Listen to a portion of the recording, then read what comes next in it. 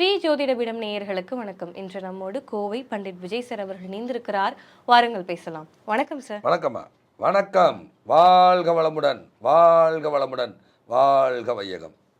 Sir, செவ்வாய் சூரியன் இந்த ரெண்டு கிரகம் சேர்ந்தா என்ன மாதிரியான விஷயங்கள் நமக்கு நடக்கும் சார்?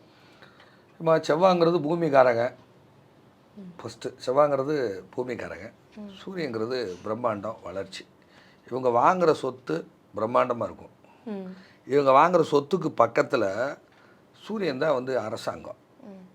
சூரியன் தான் அரசாங்கம். அரசாங்க நிலத்தை நம்ம என்ன சொல்லுவோம்? அரசாங்க இடத்த என்ன சொல்லுவோம்? புறம்போக்கு நிலம்னு சொல்லுவோம். இவங்க வாங்குகிற சொத்துக்கு பக்கத்தில் ஒரு புறம்போக்கு நிலம் வந்துடும்.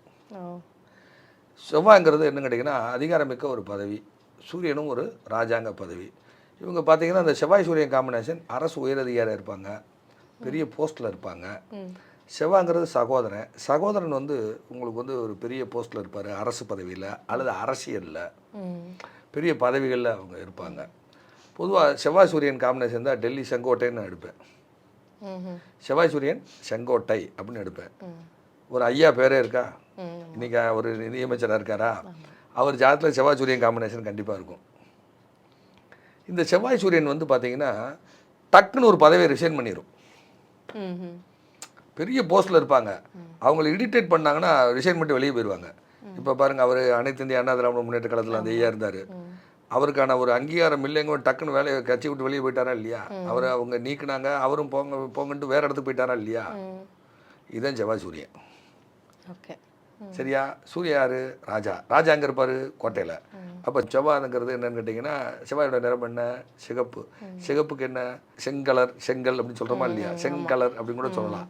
அது செங்கோட்டையன் ஐயா. இந்த மாதிரி அவங்களாம் அவ்வளோ ஒரு அந்தஸ்தில் இருந்தவங்க. அவங்க எவ்வளோ ஒரு கட்சியிலேருந்து, ஏடிஎம்கேலேருந்து. அவர் பாருங்கள், அவர் இன்றைக்கி ஒரு அதே மாதிரி ஒரு பிரபலத்திட்ட போய் இருந்தாரா? செவ்வாய் சூரியனாலே அந்த பிரபலத்தை விரும்புதல், பிரபலமாகுதல், நிர்வாகத்திறமை, எப்படி இதை கைட் பண்ணணுங்கிற ஆற்றல் அவங்ககிட்ட இருக்கும். செவ்வாய் ஃபோர்ஸுங்கம்மா. சூரியன் வந்து அவங்களுக்கு வந்து வளர்ச்சிக்கான கிரகம்மா. இவங்க கூட இருக்கிறவங்க எல்லாம் வளர்ச்சி அடைவாங்க. செவ்வாய் சகோதரன் பிறந்ததுக்கப்புறம் அவங்க குடும்ப வளர்ச்சி. ஆனால் நிறைய விஆர்எஸ் போடுறதுக்கு இது ஒரு மைனஸ். நிறைய பேர் பெரிய போஸ்ட் வந்து விஆர்எஸ் போட்டு வெளியே வந்துடுவாங்க. என்ன எப்படி கேட்டுவிட்டாயா, என்ன எப்படி கேட்டுவிட்டான்னு ரிசைன் பண்ணிட்டு வெளியே வந்துடுவாங்க. புரியுதா இல்லையா? இப்போ அவர் வந்து நீக்கக்கூடிய நபரே அல்ல. ஒரு உதாரணமாக முன்னாள் முதலமைச்சர் அம்மா அவங்க, புரட்சி தலைவி அம்மா அவங்க அந்த பிரச்சாரத்தினுடைய அத்தனை நெட்வொர்க்கு இவர் தான் பார்ப்பாராம். செங்கோட்டையன் ஐயா தான் பார்ப்பாராம். அம்மா அவங்களே பேசியிருக்காங்க, அவர் இருக்கும் இடம் வெற்றியை தரும்னு. அவரெல்லாம் மிஸ் பண்ணியிருக்கக்கூடாதுன்னு சொல்ல வரேன். அப்போ இந்த செவ்வாய் சூரியன் பார்த்தீங்கன்னா, செவ்வாய் ராஜாங்க திறமை, நிர்வாக திறமை, எப்படி ஆர்கனைசைஸ் பண்ணணும், எப்படி ஒரு புரட்சியை உண்டாக்குறது, எப்படி ஒரு எல்லா விஷயங்களும் அவங்ககிட்ட இருக்கும். ஆனால் அவங்களுக்குன்னு ஒரு ஈகோ வந்துருச்சுன்னா தீக்கிலோட்டு போயிடுவாங்க, போடான்னு சொல்லிட்டு வெளியில் போயிடுவாங்க. இது அவங்களுடைய நேச்சுரல். நான் சொல்கிறது இந்த செவ்வாய் சூரியனுக்கு உதாரணமாக நம்ம ஐயா பேரை நினச்சி நான் சொல்கிறேன். ஸோ அவங்க இருக்கிற இடமெல்லாம் வளர்ச்சி அடையும், வெற்றி அடையும். அவங்க வாங்கின சொத்து பெரிய பிரம்மாண்டமான சொத்தாக வரும். ட்ரஸ்ட் ஈடுபாடு, அதில் பெரிய பெரிய பிரம்மாண்டமான சொத்து. செவ்வாய்ங்கிற சொத்துமா, சூரியங்கிற வளர்ச்சி. சூரியன் இல்லாமல் எதாவது வளருமா? புல் பூண்டு கூட முளைக்காது. அப்போ செவ்வாய்க்கு அடுத்து சூரியன் இருந்தால் பெரிய வளர்ச்சி அடைவாங்க. சகோதரன் பிறந்ததுக்கப்புறம் வளர்ச்சி. அவங்க சகோதரன் எப்போ பிறக்கிறாரோ அப்புறம் தான் அந்த குடும்ப வளர்ச்சி. அதுக்கப்புறம் அந்த வாங்கின சொத்து பூரா வளர்ச்சியை தரக்கூடிய சொத்தாக இருக்கும். அவங்க சாதாரணமாக ஒரு காலத்தில் ஒன்றும் இல்லை. இப்போ கோயம்புத்தூரில் சின்னியம்பாளையங்கிற ஒரு பகுதி இருக்குது, கோயம்புத்தூரோட என்ட்ரன்ஸு. இப்போ அதெல்லாம் என்ட்ரன்ஸ் எல்லாம் தாண்டி இப்போ கருமத்தம்பட்டி டோலுக்கு போயிருச்சு, கனியூர் டோலுக்கு போயிருச்சு. ஸோ அந்த இடமே இப்போ இன்றைக்கி பார்த்தீங்கன்னா, இன்றைக்கி அங்கேயே செண்டு 10 லட்ச ரூபாய் குறைஞ்சி வாங்க முடியாது. ஒரு காலத்தில் அங்கே நான் ஒரு ஆள் சொல்கிறார், அன்றைக்கி நான் ஒரு 30,000க்கு வாங்கினேங்கிறார் செண்டு. ஒரு 20 வருஷத்துக்கு முன்னாடி ஒரு செண்டு 30,000க்கு வாங்கினேன், இன்றைக்கி செண்டு 10 லட்சம் வாங்குறாரு. அப்போ அவங்க வாங்கி போட்ட சொத்து வளர்ச்சி அடையும். ஒரு காலத்தில் காரமடைங்கிறது அவுட்ரு, இன்றைக்கி காரமடைய சொத்து 12 லட்சம் 13 லட்சத்துக்கு போயிடுச்சு சென்ட்டு. அவங்க ஒரு காலத்தில் சின்ன விலையில் வாங்கின சொத்து இன்றைக்கி பிரம்மாண்டமான, அதுமாதிரி ஸ்பீடாக வளர்ச்சி அடையும்.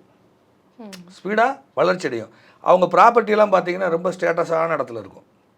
இப்போ கோயம்புத்தூர் எடுத்து சென்னை எடுத்திங்கன்னா போட் கிளப்னு சொல்கிறாங்க, போயஸ் கார்டன்னு சொல்கிறாங்க. இவங்க ஜாதத்துலலாம் பாருங்கள் அந்த செவ்வாய் சூரியன் காம்பினேஷன் இருக்கும். அவங்க இருக்கிற இடம்லாம் பெரிய பிரம்மாண்டமான இடம். சூரியன் தான் பிரம்மாண்டம், சூரியன் தான் வளர்ச்சி, சூரியன் தான் பிராண்டடு. அப்போ உங்கள் ப்ராப்பர்ட்டி எங்கே இருக்கும்? பிராண்டடான இடத்துல இருக்கும். அதே மாதிரி உங்கள் உத்தியோகம் எப்படி இருக்கும்? பிராண்டடான உத்தியோகமாக இருக்கும். ஏஜிஎம், டிஜிஎம், பெரிய பெரிய பதவிகள் இருக்கிறவங்க செவ்வாய் சூரியன். ரத்தம் சம்மந்தப்பட்ட வியாதி அவங்களுக்கு உண்டு, உஷ்ணாதிக்கம் சம்மந்தப்பட்ட வியாதி உண்டு, லிவர் சம்மந்தமான பாதிப்பு அவங்களுக்கு உண்டு. இது ரெண்டுமே உஷ்ண கிரகம், இது நெருப்பு, இது இது இது இது ரெண்டுமே நெருப்பு கிரகம் இல்லையா?